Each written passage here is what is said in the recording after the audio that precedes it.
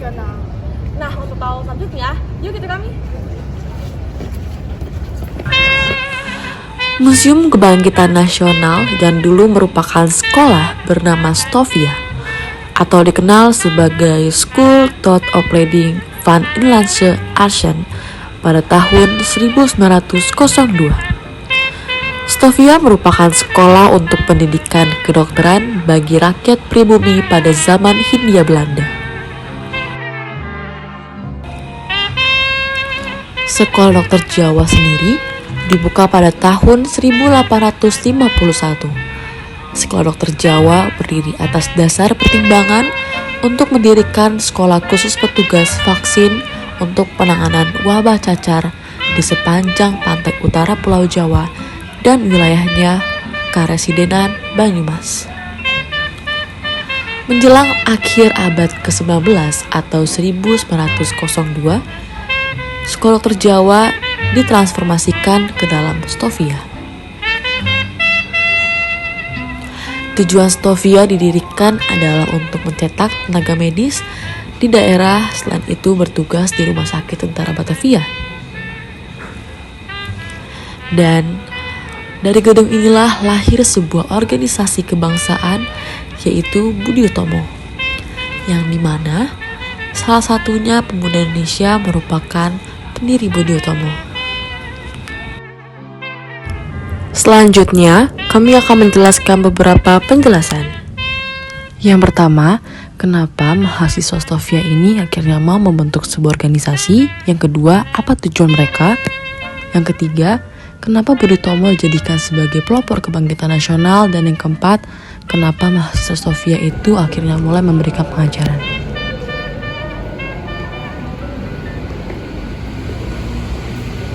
Kenapa masyarakat mahasiswa Stovia ini mau akhirnya membentuk sebuah organisasi? Karena pada saat mereka dijajah sampai banyak yang meninggal dan banyak yang sakit. Nah, para dokter ini yang tahu persis keadaan rakyatnya, sehingga siswa-siswa dokter ini mengunggah rasanya untuk membuat organisasi Budi Utomo untuk memperjuangkan harkat martabatnya ditindas.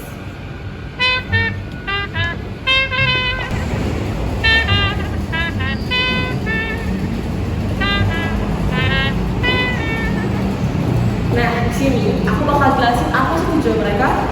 Dalam kongres disebutkan tujuan utama Budi Utomo yaitu untuk menjamin kehidupan bangsa yang terhormat, kemajuan tanah air di mana jangkauan geraknya yang semula hanya terbatas di Pulau Jawa dan Madura, kemudian diperluas untuk masyarakat tanah air seluruhnya dengan tidak memperhatikan perbedaan ukuran jenis kelamin, dan juga agama.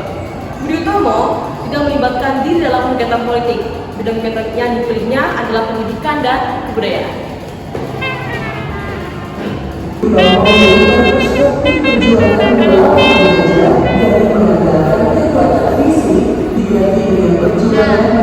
Budi Utomo dijadikan sebagai pelopor kebangkitan nasional? Karena Budi Utomo sebagai organisasi modern pertama yang telah membangkitkan semangat nasionalisme dan rasa persatuan sebagai bangsa Indonesia guna berjuang bersama tanpa berpecah belah. Perjuangan dengan memanfaatkan kekuatan pemikiran, karena organisasi-organisasi yang selanjutnya muncul dari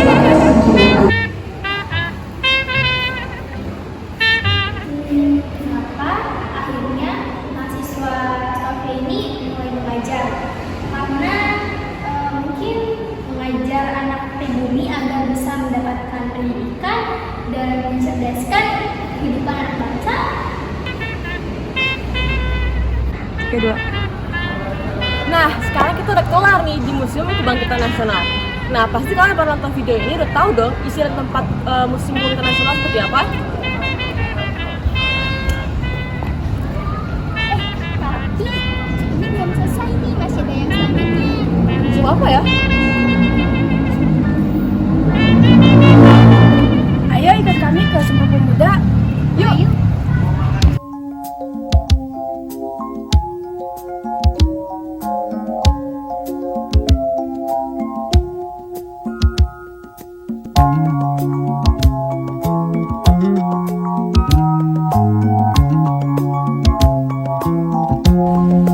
Halo semua, di sini nama aku Dina Hawila. Aku Rahmadila Putri. Saya Tanya Mas India. Jadi di sini kita lagi di Museum Sumpah Pemuda. Nah, untuk pengen tahu selanjutnya, yuk ikuti kami.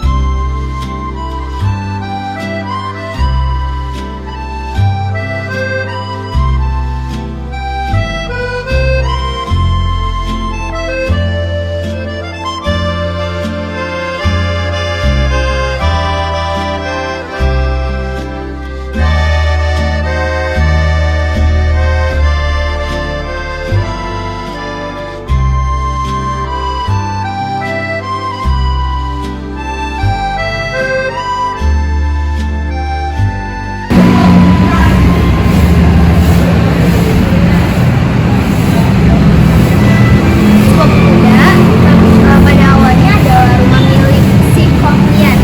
Gedung didirikan pada permulaan abad ke-20.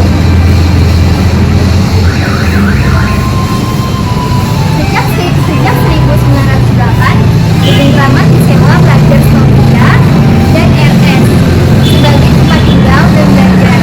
Saat itu dikenal dengan nama Panggilan Inggris.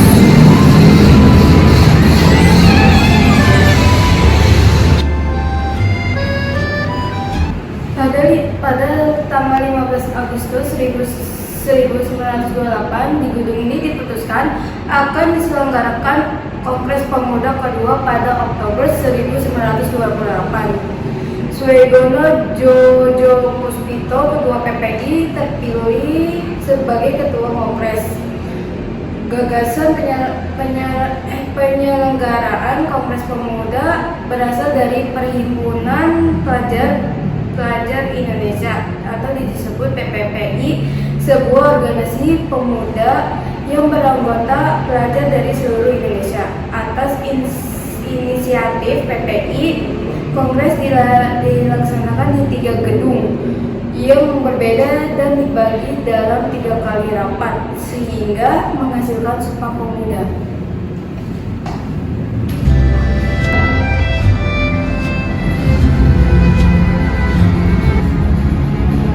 Nah, rapat pertama dilaksanakan pada Sabtu, 27 Oktober 1928, Gedung Katolik Kejomlienbol atau KJB, Lapangan Benteng. Dalam sambutannya, Suegono berharap kongres ini dapat memperkuat semangat persatuan dalam sanubari para pemuda. Acara dilanjutkan dengan uraian Muhammad Jamin tentang arti dan hubungan persatuan dengan pemudanya.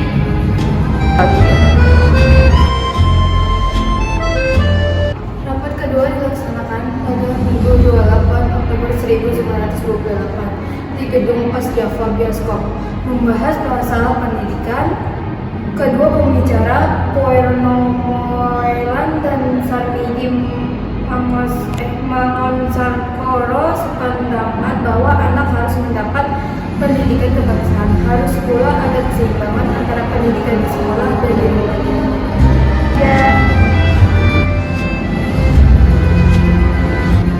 Selanjutnya, saya akan menjelaskan rapat ketiga dilaksanakan pada hari Minggu 28 Oktober 1928 di Gedung Indonesia Lubis Rapat. Pada rapat ketiga, inilah detik-detik diumumkan rumusan hasil kongres yang dikenal sebagai Sumpah Pemuda. Sebelum kongres tutup, diperdengarkan lagu Indonesia karya Wage Rudolph Supratman. Lagu tersebut disambut dengan sangat meriah oleh peserta kongres.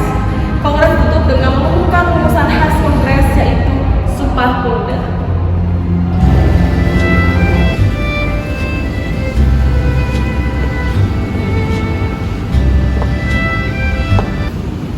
Museum Sumpah Pemuda sudah ada sejak pada tahun 1925. Pada masa itu, museum ini lebih dulu dijadikan tempat tinggal bagi para pelajar yang tergabung dalam Jong Java.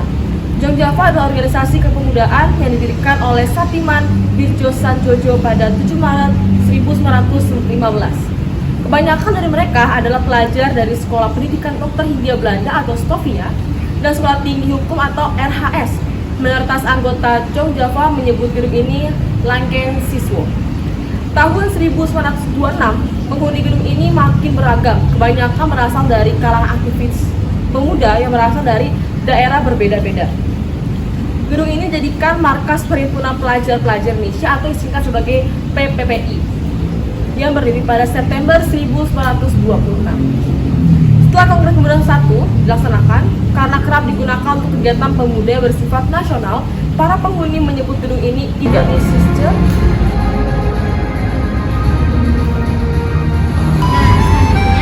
Pada 1928, gedung ini menjadi saksi bisu terwujudnya ikrar Sumpah Pemuda. Setelah peristiwa Sumpah Pemuda, banyak penghuni yang meninggalkan gedung ini karena sudah selesai berpendidikan, karena tidak lagi disewa oleh para pelajar. Kemudian gedung ini disewakan kepada seseorang asal Tiongkok, Pan Chem, sejak 1934 hingga 1937 sebagai tempat tinggalnya. Nah, sekarang kita udah kelar nih di museum kedua, yaitu Museum Sumpah Pemuda. Nah, selanjutnya kita bakal lanjut ke museum ketiga. Selanjutnya kita Museum Proklamasi. Bye! Les rêves des amoureux sont comme le bon vin.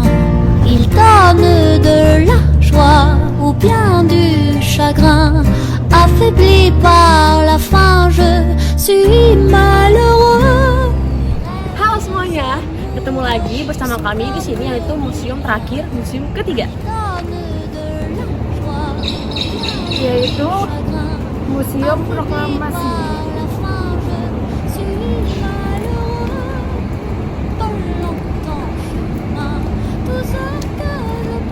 Nah, kepo kan? Ayo ikut kita.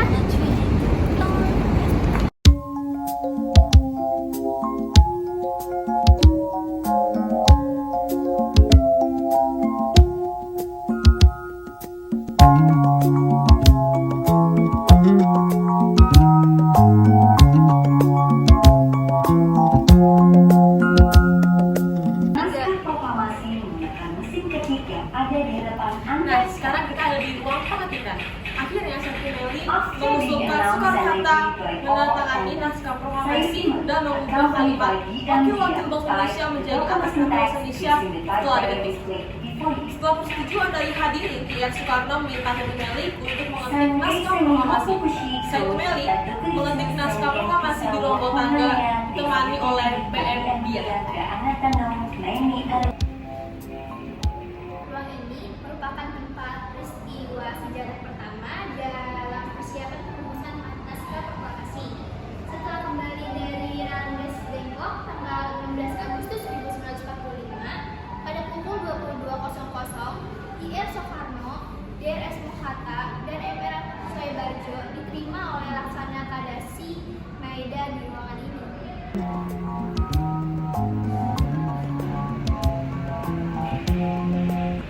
Ruang pemasakan.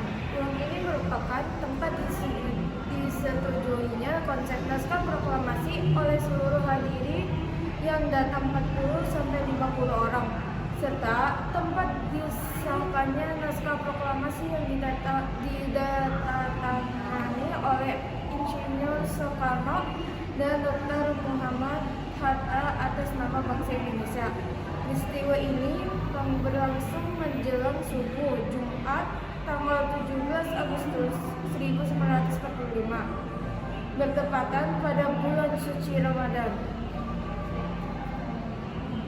Proses penyusunan naskah ini juga disaksikan golongan muda yang diwakili oleh Soekarni, Sudiro, dan BM Dia, sementara dari pihak Jepang ada S. Miyoshi dan S. Nishijima.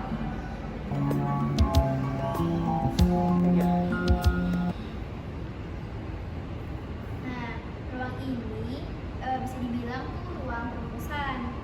Ruangan ini merupakan tempat dirumuskannya naskah proklamasi. Dini hari menjelang pukul 03.00 IR Soekarno, DRS Hatta, dan MRS Ahmad Soebarjo memasuki ruangan ini untuk merumuskan konsep naskah proklamasi. Terus, Hatta dan Ahmad Soebarjo menyampaikan pemikirannya secara lisan, sedangkan Soekarno bertindak sebagai penulis konsep naskah